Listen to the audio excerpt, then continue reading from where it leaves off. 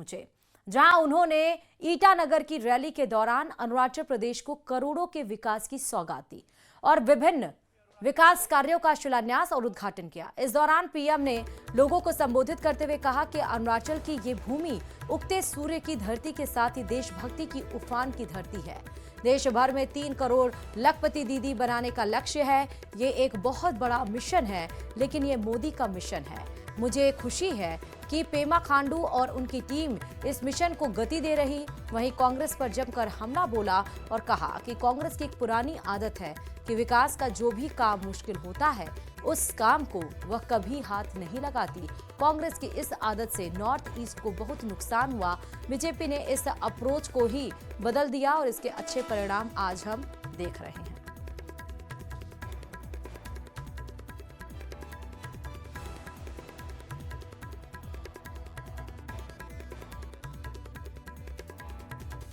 वहीं पीएम ने north east के लोगों को संबोधित करते हुए कई सारी बड़ी बातें भी कही हैं, आपको सुनाते हैं। हमारी प्रेरणा किसी राज्य में वोटों और सीटों की संख्या नहीं, नेशन फर्स्ट की भावना है। देश पहले हमारा एक ही मंत्र है, नागरिक देवो भव। जिनको कभी किसी ने नहीं पूछा उसको मोदी पूजता है।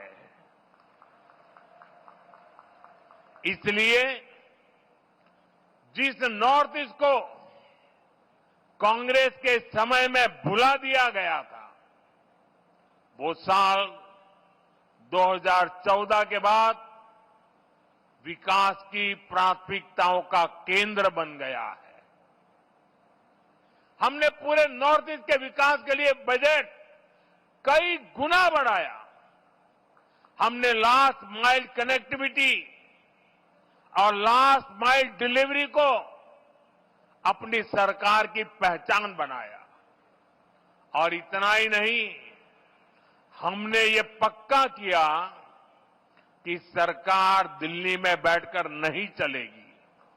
कांग्रेस सरकार के समय में 2-3 महीने में एकाध बार कोई मंत्री नॉर्थ ईस्ट आता था।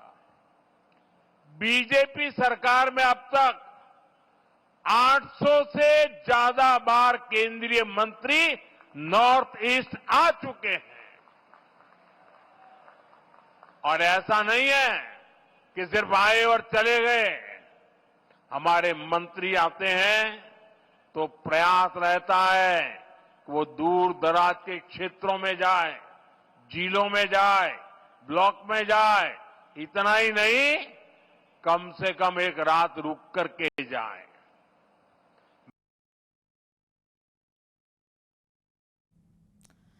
बागेश्वर धाम के पीठाधीश्वर पंडित धीरेन्द्र कृष्ण शास्त्री ने मंदिरों, मस्जिदों और गिरजाघरों में राष्ट्रगान कराए जाने की मांग उठाई तो पूर्णिया के कांग्रेस सांसद पप्पू यादव इतना भड़क गए कि उन्होंने बाबा बागेश्वर पर विवादास्पद बयान दे डाले। हालांकि इससे पहले भी दोनों के बीच कई बार बयानबाजी हो चुकी है, लेकिन इस बार मामला आस्था और राजनीति की नई बहस छेड़ रहा है। अभी देखिए इसी पर यह रिपोर्ट।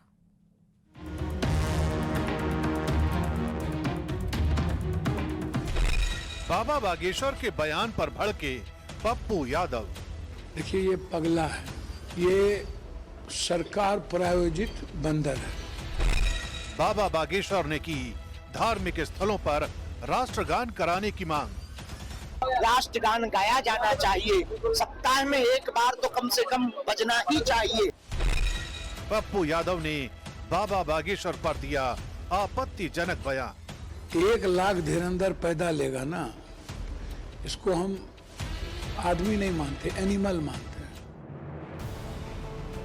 छतरपुर के बाबा बागेश्वर धाम के पीठाधीश्वर पंडित धीरेन्द्र कृष्ण शास्त्री यानी बाबा बागेश्वर और पूर्णिया से सांसद पप्पू यादव में धार्मिक स्थलों पर राष्ट्रगान कराने को लेकर तलवारें खिंच गई।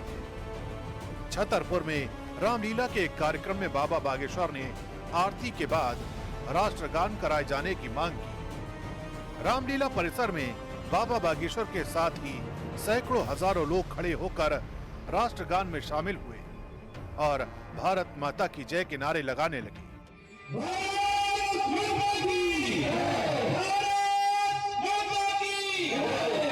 इसके बाद बाबा बागेश्वर ने कहा कि मंदिर, मस्जिद और गिरजाघरों में भी राष्ट्रगान होना चाहिए ताकि लोगों में धर्म भक्ति के साथ देशभक्ति भी जागे। लेकिन उनके इस बयान पर राजनीति गर्मा गई। पूर्णिया से सांसद पप्पू यादव ने बाबा के इस बयान की तीखी निंदा की और पंडित धीरेन्द्र शास्त्री पर विवादित बयान दे डाला। राम से ही राष्ट्र है और राष्ट्र से ही प्रभु राम है। राम ही राष्ट्र है और राष्ट्र ही प्रभु श्री राम है। दोनों एक दूसरे के पूरक हैं। इसलिए राष्ट्रभक्ति के प्रति प्रत्येक भारतीय का कर्तव्य है अपना समर्पण दिखावे और भारत के गिरजाघरों में, मस्जिदों में, देवालय, मंदिरों में हमारा ऐसा मानना है राष्ट्रगान गाया जाना चाहिए। सप्ताह में एक बार तो कम से कम बजना ही चाहिए ताकि राष्ट्र के प्रति कर्तव्य के लिए हम एकजुट रहें। देखिए, ये पगला है, इनको अध्यात्म की, धर्म की व्याख्या, सनातन का, ये बंदर है। ये धुरंधर टाइप के लोग जो हैं, ये मार्केटिंग, किसी पैसे, उद्योगपति, और ये सरकार प्रायोजित बंदर है और उसकी बात को अब कोई वे नहीं लेता है। उनके बारे में समझ गया है कि ये बहुत ही जाहिल टाइप के लोग हैं। इनको ज्ञान विज्ञान से कोई लेना देना नहीं, साइंस का पता नहीं, भारत का पता नहीं, भारत की संस्कृति का पता नहीं, इसलिए उसको लोग अब हल्के में लेते हैं।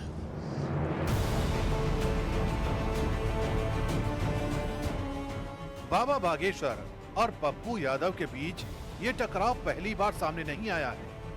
इससे पहले भी महाकुंभ और बाबा की बिहार यात्रा पर पप्पू यादव ने उन्हें टारगेट किया था, लेकिन इस बार तो पप्पू यादव ने उन्हें देश से बाहर भेजने तक की बात कर दी। 1 लाख धुरंधर पैदा लेगा ना, इसको हम आदमी नहीं मानते, एनिमल मानते हैं। इसलिए ये लोग एंटी नेशन, इन लोगों को पाकिस्तान, बांग्लादेश, नेपाल भेज देना चाहिए, जहाँ पर लोकतंत्र को बचाना है और सनातन को जिंदा करना है। तो इन लोगों को डायनामाइट लगा करके ऐसे लोगों को शरीर में, ताकि सनातन हमारा जिंदा रहे, दुनिया में सनातन पर खतरा नहीं हो, इसके लिए पाकिस्तान इन लोगों को भेजना, इन लोगों को शहीद होना जरूरी है। बिहार में चुनाव होने वाले हैं, ऐसे में राजनीतिक मतभेद, चुनावी रंग और धर्म का तड़का लिए बाबा बागेश्वर बनाम पप्पू यादव की यह जुबानी जंग अभी और आगे जाती दिखाई दे रही है। तो सीधे आपको त्रिपुरा से प्रधानमंत्री नरेंद्र मोदी की लाइव तस्वीरें दिखाते हैं। त्रिपुरा सुंदर मंदिर पहुंच चुके हैं पीएम मोदी और 51 शक्तिपीठों में से एक मानी जाती है त्रिपुरा सुंदर मंदिर, और जहां पर आप देखिए कि आज नवरात्र का पहला दिन है। मां शैलपुत्री की आज आराधना होती है। 9 दुर्गा के 9 रूपों को हम नवरात्र में अलग अलग दिन उनकी मान्यता है, पौराणिक कथाएं और मानते हैं। और आज देखिए त्रिपुरा के दौरे पर प्रधानमंत्री नरेंद्र मोदी और 51 शक्तिपीठों में से एक है त्रिपुरा सुंदर मंदिर, और त्रिपुरा सुंदर मंदिर में ही पहुंचे हैं, जहां पर देखिए विधि विधान के साथ तमाम जो पंडित शास्त्र हैं उन्हें वो विधि विधान के साथ पूजा अर्चन करवाते हुए मां की आराधना करते हुए प्रधानमंत्री नरेंद्र मोदी आपको नजर आ रहे हैं। यहाँ हम आपको त्रिपुरा से सीधे लाइव तस्वीरें दिखा रहे हैं। मंदिर को आप देख सकते हैं कितने भव्य तरीके से सजाया गया है, पीले और गुलाबी रंगों से। और अब बात सीधे उत्तर प्रदेश की। दरअसल उत्तर प्रदेश की एक पीसीएस अधिकारी आजकल खूब चर्चा में है। पीसीएस अधिकारी स्वाति गुप्ता चाय की चुस्की लेते हुए वो बता रही हैं कि उनसे किस तरह मिल सकते हैं।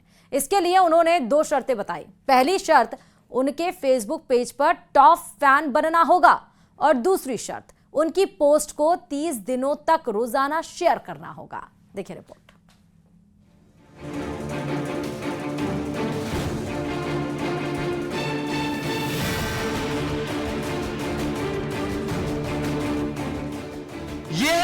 प्रदेश की पीसीएस अधिकारी स्वाति गुप्ता पंचायती राज विभाग में तैनात हैं। इन पर पंचायत बजट, खर्च और निर्माण कार्यों की निगरानी की जिम्मेदारी है।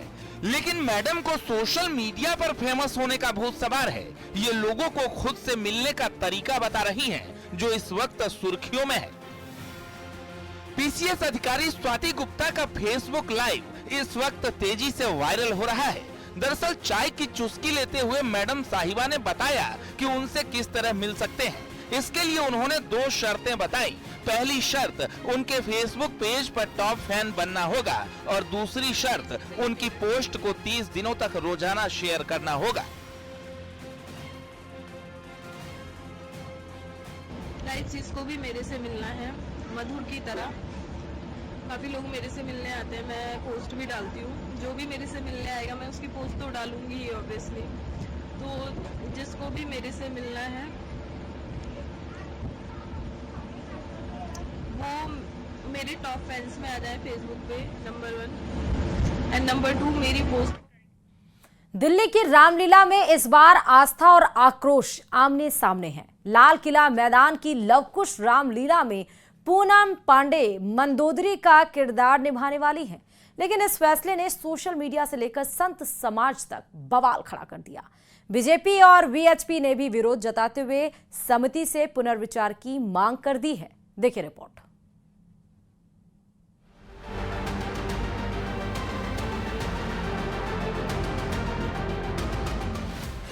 पूनम पांडे के लंका कांड पर बढ़ा बवाल। रामलीला में पूनम के मंदोदरी बनने से नाराज संत समाज।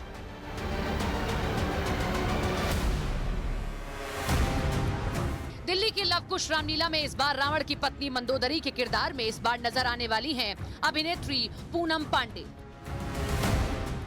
लेकिन जैसे ही इस बात का ऐलान हुआ, बवाल खड़ा हो गया।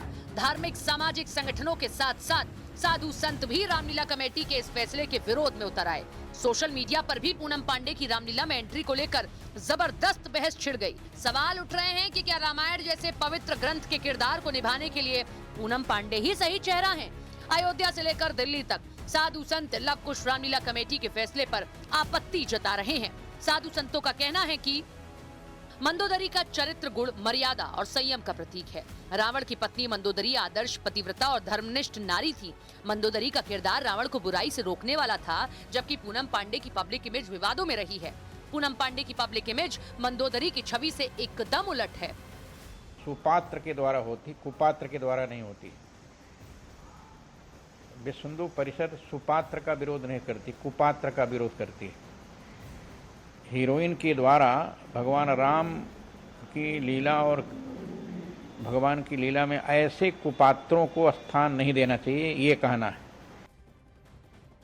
कि रामचरितमानस है ये, और उसके राम जी के आधार पर रामलीला होता है, और उस आधार पे आप किसको दे रहे हैं, कैसा पाठ, इसका भी आपको ध्यान रखना पड़ेगा। मंदोदरी का नहीं, पूनम पांडे जो है वो सूर्पणखा का पाठ दे। सूर्पणखा का पाठ जो है वो उसका रोल अच्छा करेंगे। दिल्ली की रामलीला, जहां रामायण की परंपरा और आस्था का मंच सजता है, वहां पूनम पांडे की एंट्री ने माहौल गर्मा दिया है। सोशल मीडिया पर भी पूनम पांडे को लेकर बहस छिड़ी हुई है। प्रेजेंट में उन्होंने क्या कर दिया, मतलब हिंदू धर्म के लिए या सनातन धर्म के लिए, या अपने इमेज को उन्होंने चेंज किया? उन्होंने क्या किया प्रेजेंट में? कुछ नहीं किया। और जहां तक बात है महिला सशक्तिकरण की, तो अगर महिला सशक्तिकरण को ही हमें बढ़ावा देना है, तो बॉलीवुड में काम करने वाले बहुत से ऐसे एक्ट्रेस हैं जिनकी इमेज बहुत अच्छी है, और उनको हम ले सकते हैं इस कैरेक्टर के लिए, इस मंदोदरी के रोल के लिए। बहुत अच्छे अच्छे नाम हैं ऐसे, तो उनको ना लेके एक ऐसे नाम को हम ले रहे हैं जिसकी इमेज आज भी प्रेजेंट में भी बहुत खराब है। साधु संतों के साथ साथ आम जनता और राजनीतिक दल भी पूनम पांडे के रामलीला में शामिल होने पर नाराजगी जाहिर कर रहे हैं। अगर विश्व हिंदू परिषद ने ये विषय उठाया है तो कुछ सोच के ही उठाया होगा। समिति इसका संज्ञान लेगी, इतना मुझे विश्वास है। और मेरा विचार भी है कि अगर वीएचपी ने कुछ प्रोग्राम, कुछ बात रखी है तो उसका बातचीत करना चाहिए। अनुरोध करूंगा, उनसे संपर्क मैंने किया है और वो दोबारा पूर्ण उस पर विचार कर रहे हैं, क्योंकि ये जो लोग हैं ये सिर्फ कमर्शियल इस चीज़ को समझते हैं। पूनम पांडे जो है ये कमर्शियल नहीं है, भावनाओं की आस्था का विषय है, तो इसमें ऐसा चलेगा नहीं और मुझे पूरी उम्मीद है कि कमेटी उस पर सही निर्णय लेगी।